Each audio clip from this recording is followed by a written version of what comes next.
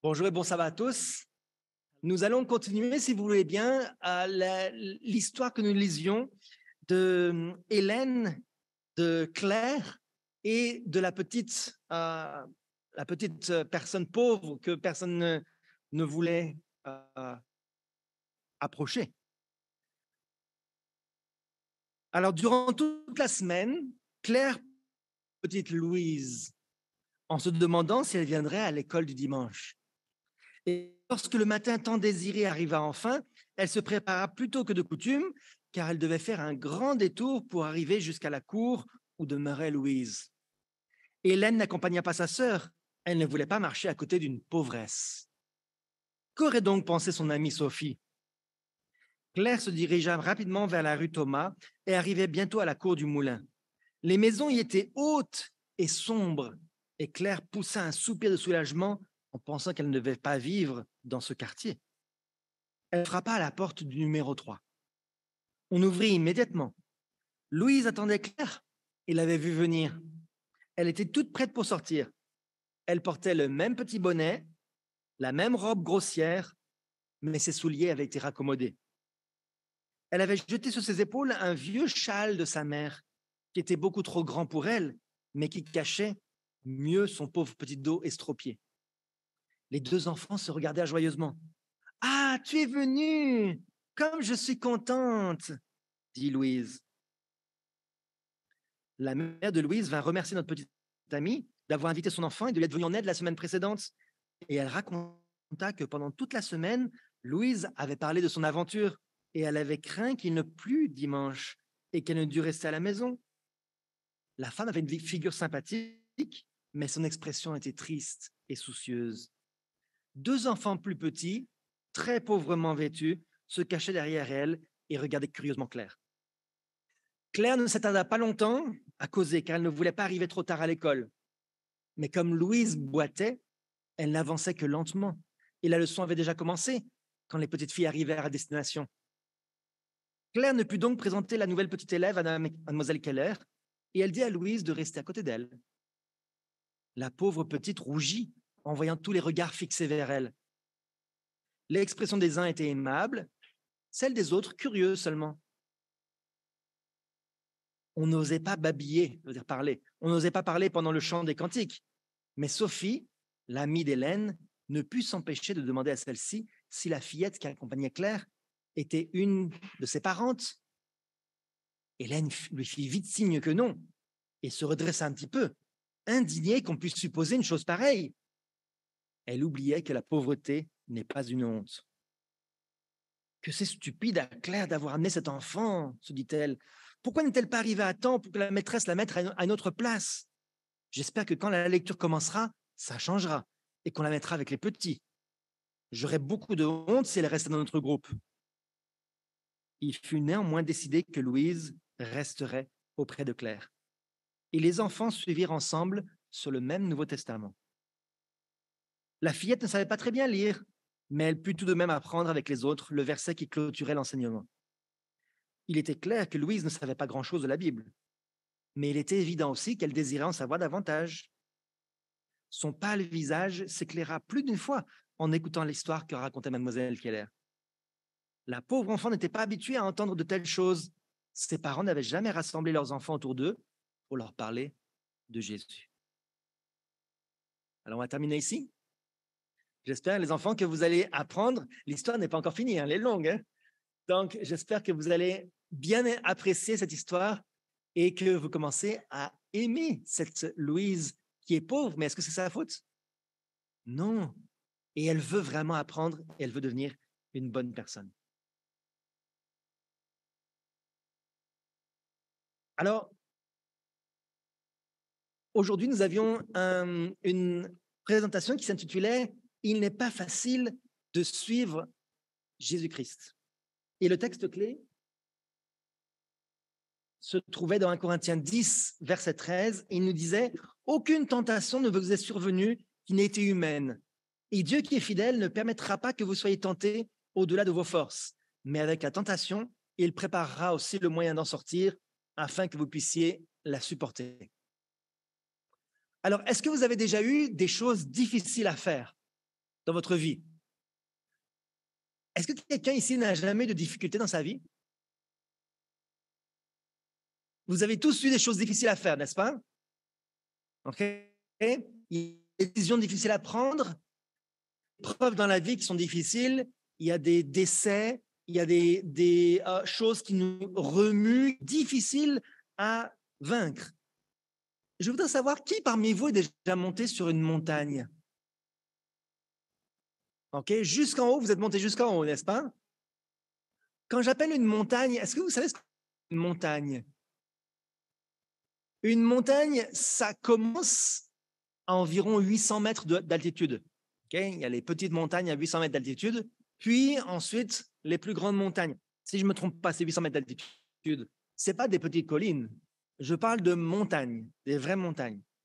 Alors, il y avait juste 3, peut-être 4 personnes qui sont montées en haut d'une montagne. Mais il y a montagne et montagne. Je voudrais vous parler de la plus haute montagne du monde. Est-ce que vous pensez que c'est facile de monter sur le mont Everest? Je sais que c'est un des rêves de mon frère. Je ne sais pas s'il le fera un jour. Enfin, en tout cas, il voulait monter sur le mont Blanc, qui est la plus haute montagne d'Europe. Et ici, c'est le mont Everest, qui est à 8848 mètres. C'est énorme.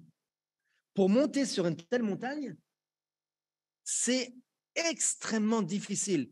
Il faut une préparation de plus d'1 an et il faut, pour faire une expédition, ça coûte très, très cher.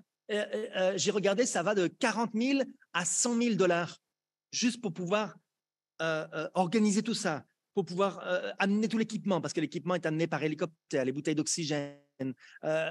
C'est extrêmement difficile. On marche pendant des kilomètres, des dizaines de kilomètres dans la glace, le froid, la neige. Et ce sont des gens qui sont très expérimentés et pourtant, ce sont des gens qui souvent n'arrivent pas jusqu'en haut. Alors que malgré leur expérience, quand on arrive à ces hauteurs-là, on peut avoir le mal des montagnes, on peut avoir du vertige, on peut se sentir mal, on peut ne pas avoir assez d'oxygène. Il y a des gens qui meurent, ils n'arrivent pas à redescendre. Le beau temps n'est que très rare là-haut.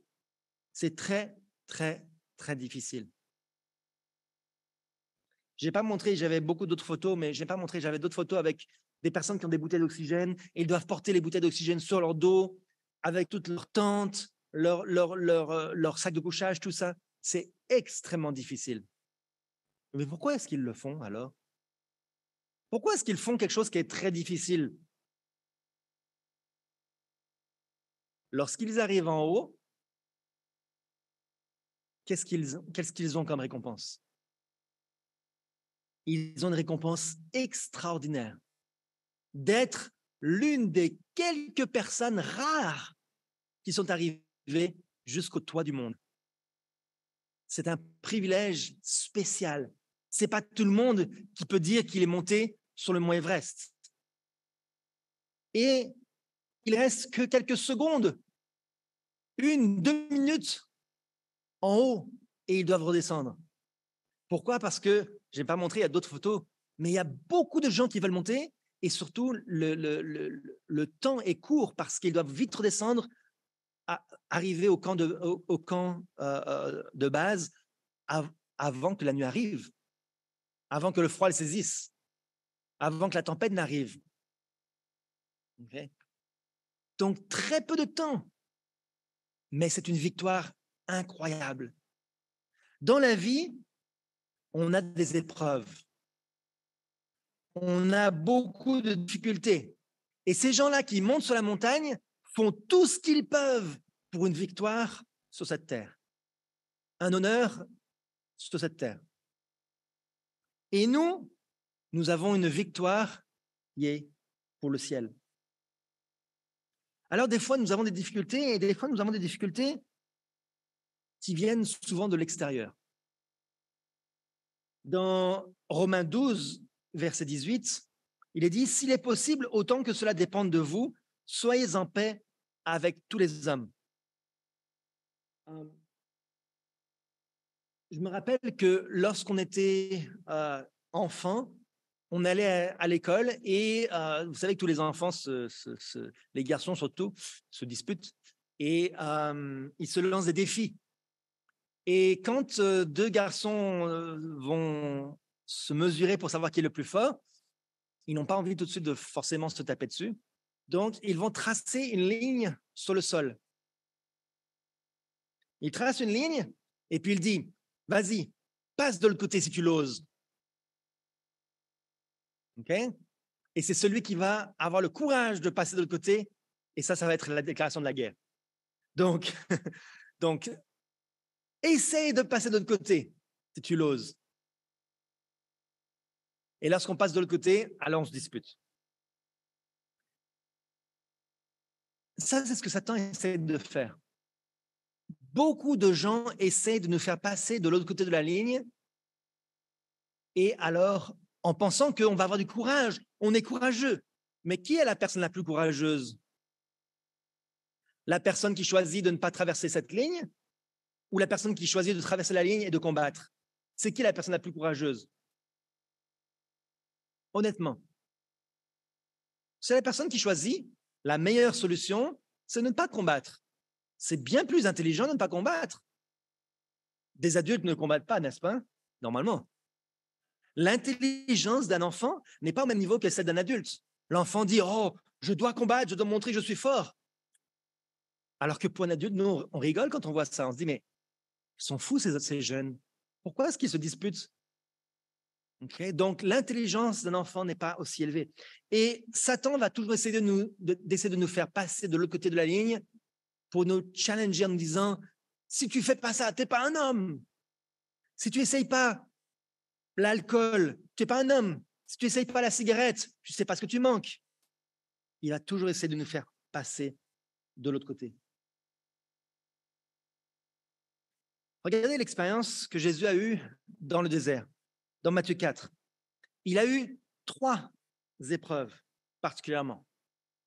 Et pour se préparer à ces épreuves-là, Jésus a décidé de jeûner 40 jours et 40 nuits. Okay? Donc, jeûner, ça veut dire qu'il ne mangeait pas de pain.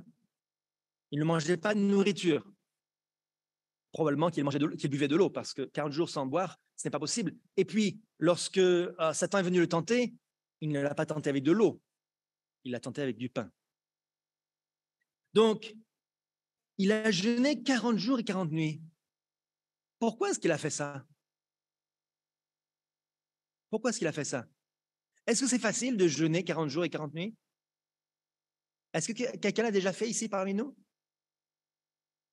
Non, hein? C'est très difficile. Mais si on est capable de vaincre sur des choses qui sont humainement faisables, alors on se fortifie pour des choses qui sont difficiles par la suite. Et jeûner, frères et sœurs, ce n'est pas juste arrêter de manger. Jeûner, c'est passer du temps à la prière et s'occuper d'autres choses pour que on puisse se fortifier. Et donc, le tentateur s'étant approché, il lui dit, si tu es fils de Dieu, ordonne que ces pierres deviennent des pains. La première tentation, c'est sur l'alimentation, notre ventre. Ouf, c'est pas facile. Okay? C'est pas facile. Il essaie de piéger Jésus là où beaucoup d'entre nous, nous chutons. Lorsqu'on nous propose quelque chose qui est difficile à faire, à manger, ah non, j'aime tellement ma nourriture que ma nourriture que j'ai mangée depuis tellement d'années, c'est ça que je préfère. Je ne veux pas abandonner ma nourriture. C'est une tentation difficile. Vous savez, Jésus manquait de nourriture à ce moment-là, donc il avait faim. Mais Satan essaie de nous tenter avec tout ce dont nous manquons. Aujourd'hui, dans nos pays, nous ne manquons pas de nourriture. Je ne pense pas que l'un d'entre nous a faim durant la semaine. Mais cependant, peut-être que nous avons des choses que nous n'avons pas et que nous voulons. N'est-ce pas? Peut-être certains parmi nous n'ont pas beaucoup d'argent, n'ont pas une maison comme celle des voisins. non pas une voiture à la mode. Et Satan, qu'est-ce qu'il va faire? Il va essayer de venir vous présenter ce que vous n'avez pas. Il va vous dire, tu vois, regarde, tu peux l'avoir. C'est pas difficile. Bon, c'est vrai que tu devras peut-être travailler le sabbat. C'est vrai que tu devras peut-être mentir un petit peu au travail pour travailler un peu moins et gagner un peu plus. Ah, peut-être que tu devras faire quelques petits compromis avec ta foi. Mais tu vois, tu peux avoir facilement la chose. Regarde ton voisin, lui, il ment, il triche, il vole, et il se fait jamais attraper. Pourquoi toi, tu ne le ferais pas? Traverse juste la ligne, passe la ligne sur le sable, et puis tu vas avoir quelque chose de meilleur. Voilà ce que Satan essaie de faire pour nous. Il va essayer de nous pousser pour franchir cette ligne. Ce matin, je parlais de ça avec les enfants, des tentations de Jésus, et Olivia me disait, mais pourquoi est-ce que Satan n'a pas poussé Jésus pour qu'il se jette dans le vide pour la deuxième tentation? Est-ce que Satan ne pouvait pas pousser Jésus? Il est fort pourtant. Satan va essayer de nous pousser, mais il ne peut pas avoir la victoire. Il peut seulement avoir la victoire si vous le laissez faire. Il peut seulement avoir la victoire si vous laissez Satan travailler en vous. Il a essayé de convaincre Jésus de se jeter dans le vide, mais Jésus n'a pas accepté. Vous savez, Satan essaye de vous pousser lorsque vous êtes faible. Il ne va pas essayer de vous pousser là où vous êtes fort. Si vous dites, ah, sur ce point-là, j'ai mes principes, sur ce point-là, je ne vais jamais transgresser les principes. Il ne va pas vous tenter sur ce point-là. Il va vous tenter là où vous êtes faible. Il va vous pousser là où vous êtes le plus faible. Et si vous êtes fort, mais qu'il y a quelque chose qui demande beaucoup de sacrifices, c'est difficile, il va vous offrir la facilité. Ah, jette-toi juste dans le vide, les anges vont te porter. C'est tellement facile plutôt que de redescendre les marches de l'escalier jusqu'en bas. Jette-toi juste dans le vide, les anges vont te porter. C'est ce qu'il disait. Donc, lorsque vous avez une difficulté, non, prends un raccourci, négocie un petit peu avec tes principes, traverse la ligne tracée dans le sable, ça va être plus simple. Donc, Satan vous offre la facilité. Et beaucoup de gens vont être tentés de suivre cette facilité. La troisième tentation, il a transporté sur une montagne très élevée et il lui a dit, regarde tout ça, je peux te le donner tellement facilement. Tout ce que tu veux, tu peux l'avoir. C'est tentant, n'est-ce pas? Ça, c'est une vraie tentation. Il y a beaucoup de chanteurs, d'acteurs, de danseurs qui ont choisi cette voie-là. C'est connu. Ils ont fait des pactes avec le diable. Ils donnent leur vie éternelle, ils renoncent à leur vie éternelle et ils acceptent de servir Satan et ils vont avoir le succès. La plupart des grands chanteurs modernes ont donné leur âme à Satan. Et ils ont du succès. Et ils vendent des millions de titres d'albums. Ils ont beaucoup d'argent. Mais est-ce que ça apporte vraiment le bonheur? Vous pensez que si on leur demandait, une fois qu'ils ont eu tout ce qu'ils ont eu, si on leur demandait, est-ce que vous voudriez revenir en arrière, est-ce que vous pensez qu'ils le feraient? Certains, oui. Certains ont dit, je donnerais tout pour revenir en arrière, pour annuler tout ce que j'ai fait. Mais c'est plus possible. C'est plus possible.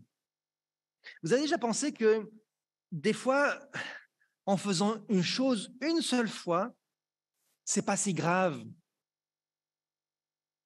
Juste une fois, ça va pas me tuer. Vous avez déjà fait des erreurs comme ça, en pensant de cette manière-là? Juste une fois, c'est pas si grave. Transgresser mes principes un petit peu, je vais pas mourir. Et en fait, vous allez découvrir que vous avez eu tort. Et plus tard, vous voudriez ne jamais avoir franchi cette ligne. Je connais des jeunes en particulier, des jeunes qui ont fait des bêtises et qui m'ont dit, si seulement j'avais su les conséquences de mes actions, si seulement je pouvais prévoir ça, regarder dans le futur, jamais je l'aurais fait. Mais je pensais que c'était une faute innocente, un péché qui n'était pas important. Jésus, dans 1 Pierre 2, verset 9, il nous a dit, vous au contraire, vous êtes une race élue, un sacerdoce royal, une nation sainte, un peuple acquis, afin que vous annonciez les vertus de celui qui vous a appelé des ténèbres à son admirable lumière. Donc Dieu nous a appelés à sortir des ténèbres et à venir dans la lumière. En d'autres termes, il nous a appelés à passer de l'autre côté de la ligne. Il y a une ligne avec le monde. Okay? C'est une ligne tracée dans le sable. Une ligne tracée dans le sable avec le monde. Est-ce que cette ligne-là, elle est profonde? Est-ce que c'est un mur entre le monde et nous? Non, ce n'est pas un mur. C'est une ligne qui est facile à traverser. C'est facile si vous voulez aller dans le monde. C'est facile d'effacer la ligne et de la tracer un peu ailleurs et de dire oh, ça va être correct. C'est facile d'aller dans une zone un peu d'ombre. Ce n'est pas les ténèbres. Okay? Les ténèbres, c'est le monde. On le sait, on ne va pas aller dans les ténèbres, mais on va aller dans une zone un petit peu d'ombre. Une zone où on est un petit peu éclairé, mais pas trop. Où on peut faire quelques petites choses mauvaises. Et Dieu ne veut pas que nous soyons dans cette zone d'ombre. Quand on est devenu chrétien et quand on a accepté de vivre pour Jésus, on sort de l'ombre et on vient à la lumière. On passe cette ligne qui sépare le monde et on ne veut plus revenir en arrière. Notre but, c'est de faire les choses qui sont justes et qui sont agréables à Dieu. C'est ça que ça signifie d'aimer le Seigneur de tout notre cœur, de toute notre âme, de toute notre force, de toute notre pensée. C'est ça. C'est servir le Seigneur de ce côté-là et plus jamais revenir en arrière. Regardez ce qu'il est pour ceux qui pensent qu'on peut faire le mal juste une seule fois. Ah, pendant que je suis jeune, je peux faire des bêtises et après ça va. Regardez ce qui s'est passé pour Samson. Vous connaissez l'histoire de Samson? Samson, il y avait Dalila qui voulait connaître son secret, bien sûr, elle avait l'intention de le tromper. Hein. Elle voulait connaître son secret. Et tous les jours, elle insistait. Mais tu dis que tu m'aimes, mais tu ne m'aimes pas vraiment. Dis-moi ton secret, dis-le-moi. Et Samson jouait avec elle. Et puis, il était tellement fatigué.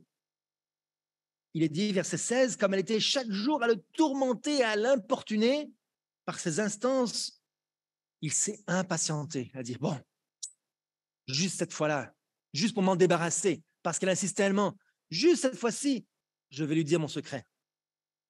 Une fois que le secret est dit, est-ce qu'on peut revenir en arrière? Lorsqu'on a dit quelque chose à quelqu'un, est-ce qu'on peut reprendre cette parole? Il avait dit, si j'étais rasé, ma force m'abandonnerait, je deviendrais faible et je serais comme tout autre homme. Est-ce qu'il a pu revenir en arrière? Il n'a pas pu revenir en arrière. Juste une seule fois où il a dit son secret. Mais vous savez pourquoi? C'est parce que, bon, ça c'est entre nous, mais pourquoi? Parce qu'il avait commencé ses erreurs depuis tout petit. Depuis tout jeune, il était dans la zone d'ombre. Il avait demandé à son père de se marier avec une fille qui n'était pas de l'Église, qui n'était pas du peuple de Dieu. Alors, il avait négocié avec la lumière. Il avait essayé de déplacer la ligne le plus loin possible, le plus proche des ténèbres possible. Et puis finalement, c'était trop tard. Notre amour pour le Seigneur doit être non négociable. Vous savez, notre engagement va être mis à l'épreuve. La semaine dernière, Sœur Annifi a pris une décision publique. Mais vous savez, nous avons tous, nous aussi, qui avons pris cette décision-là, notre engagement va être mis à l'épreuve. Est-ce que vraiment nous allons aimer Dieu de tout notre cœur ou bien est-ce que nous allons négocier avec cette ligne? Est-ce que nous allons faire passer Dieu en premier ou est-ce qu'on va déplacer un petit peu la ligne pour qu'on puisse faire nos affaires?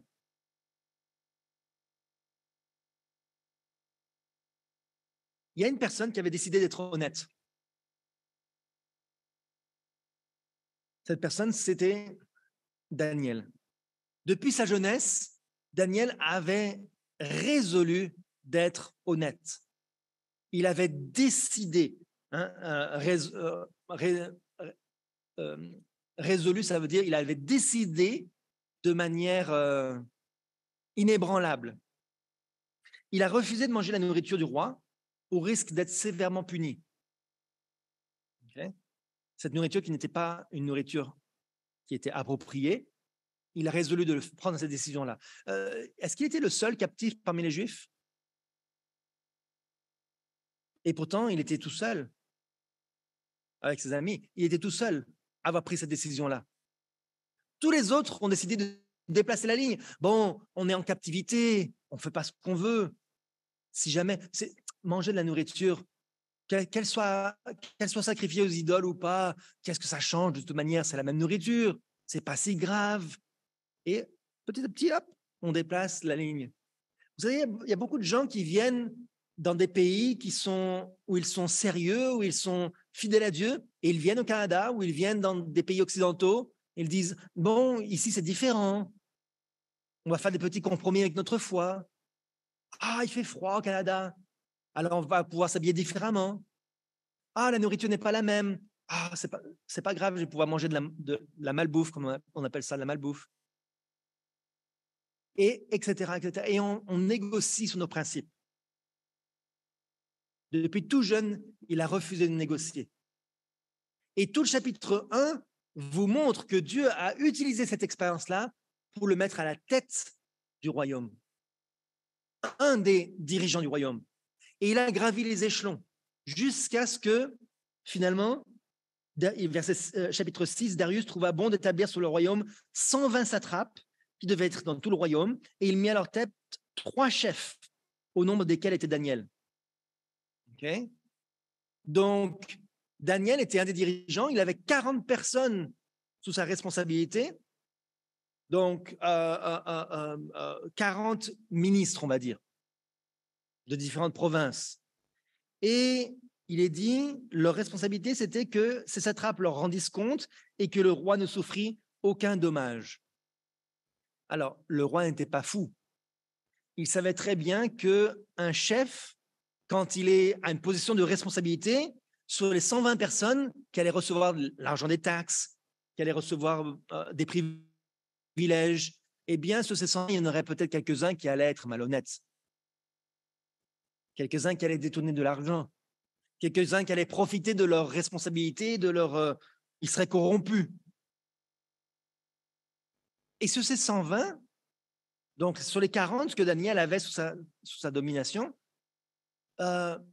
les 40 rapportaient plus d'argent que les 80 autres, des autres chefs. Pourquoi? Quel genre de chef était Daniel? Est-ce que Daniel faisait des compromis? Est-ce que Daniel permettait la corruption? Est-ce que Daniel hésitait? La Bible ne nous dit pas, mais je ne pense pas qu'il hésitait à mettre dehors des gens qui étaient corrompus. Si quelqu'un volait de l'argent, n'allait pas le laisser faire en disant « Ah, ben, tu as volé 1 million de dollars, donne-moi-en 300 000 et puis je te laisse partir. » Daniel n'était pas comme ça. Donc, là, de tous les chefs, de tous les satrapes, venaient jusqu'à Daniel et Daniel les remettait fidèlement au roi afin aucun dommage. Il est dit Daniel surpassait les chefs et les satrapes parce qu'il avait en lui un esprit supérieur et le roi pensait à l'établir sur tout le royaume. L'esprit supérieur, ce n'est pas forcément l'esprit de Dieu. Hein.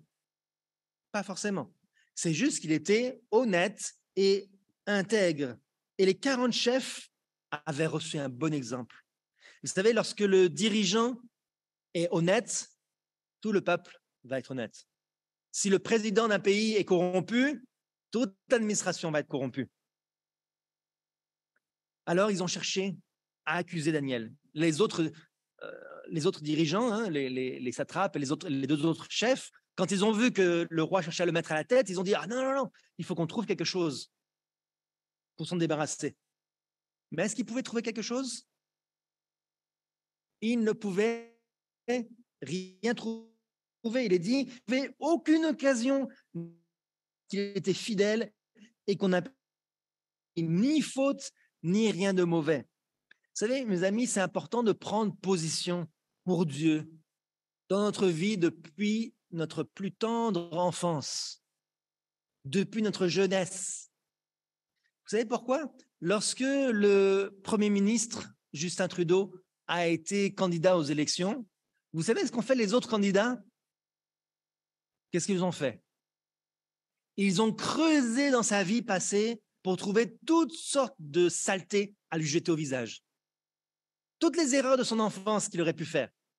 Okay? Ils vont creuser pour voir, il avait pris des photos quand il était au collège, des photos racistes.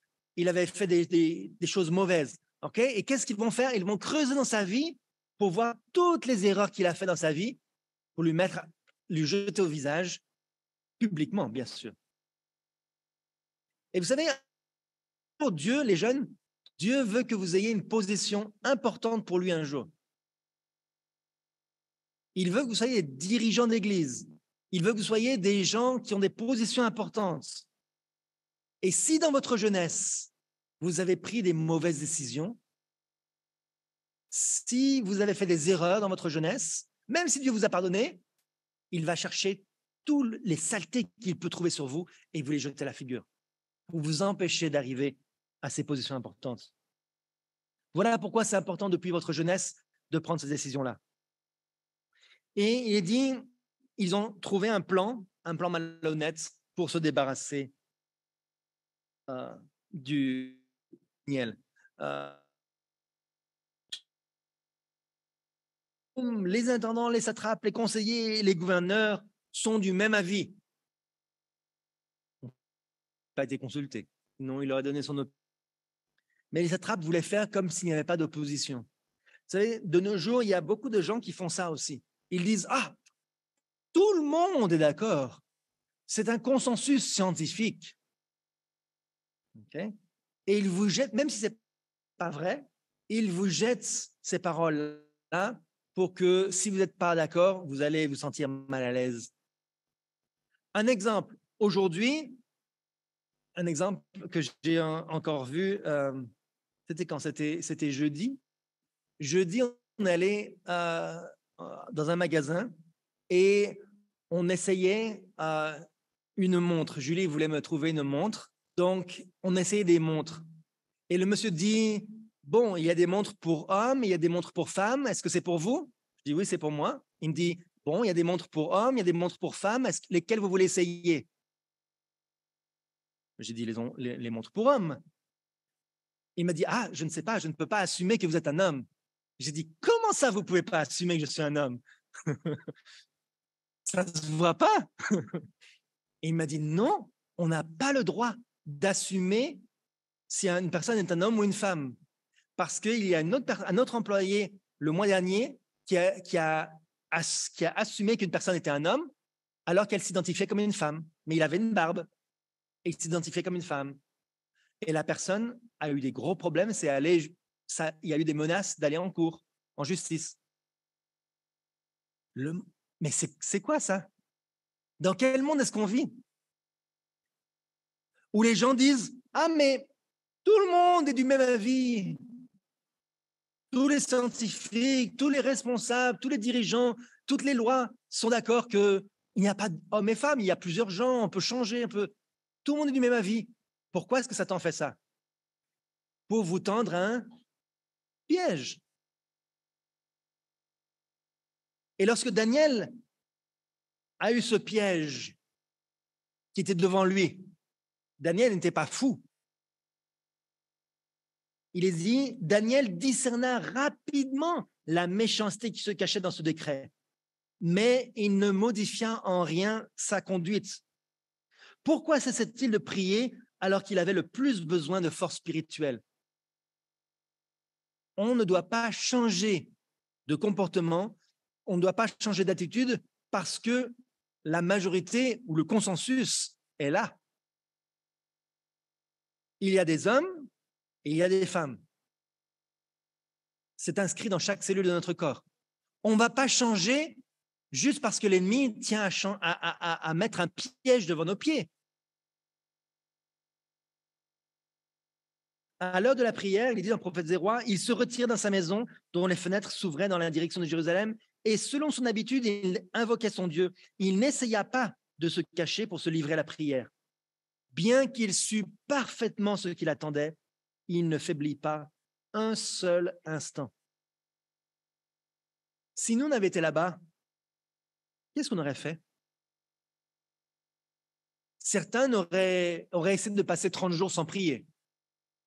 Peut-être que certains auraient fermé les fenêtres pour dire, bon, je vais continuer à prier, mais au moins, je ne vais pas faire de scandale. Mais tout le monde, tout le peuple attendait de voir ce que Daniel allait faire. Quel était l'exemple que Daniel allait leur montrer? Lorsque l'épreuve arrive, est-ce que notre foi va être ferme ou pas?